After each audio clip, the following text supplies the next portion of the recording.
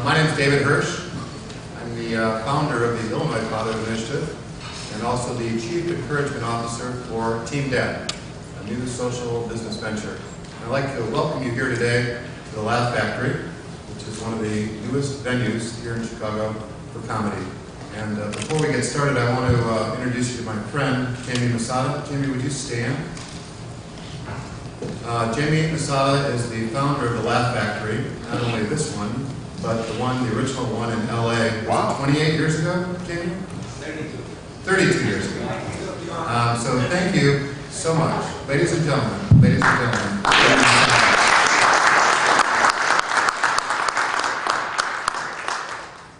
So what we hope to do over the course of the next 30 minutes, maybe 40 minutes, is to have a number of people share their thoughts about the important role that men play in their children's lives and what's being done in the community to enhance that.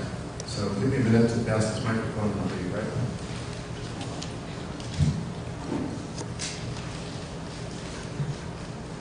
So it was about December of 1996. My wife and I had just had our 5th child, and I was looking for fatherhood resources and couldn't find any. But I was introduced to some people from the National Center for Fathering and the National Fatherhood Initiative organizations then, at the end of 1996, had been around for a couple of years. And I was stunned to learn that 4 out of 10 kids are growing up in father-absent homes.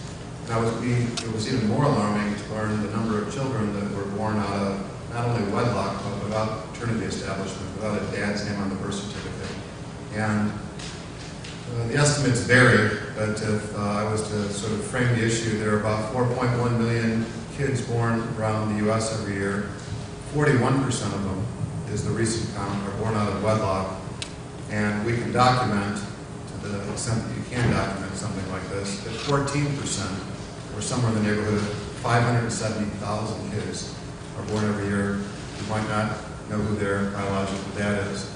And when somebody wants to take me to task about that statistic, my comeback to them is that just because the dad's name is on the birth certificate doesn't mean that he's going to be there financially, physically, emotionally, or spiritually for his children. So this is a bigger issue than most people appreciate or realize. And the way it gets talked about in the press, the way it gets talked about on an ongoing basis is the breakdown of the family, right? I think that sort of sanitizes what I think about as men abdicating their responsibility to their children.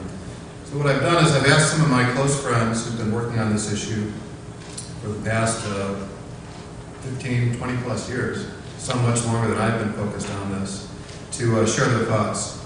And in no particular order, I'd like to ask Kevin Kerber to share his thoughts as current president of the Illinois Fatherhood Initiative. Kevin?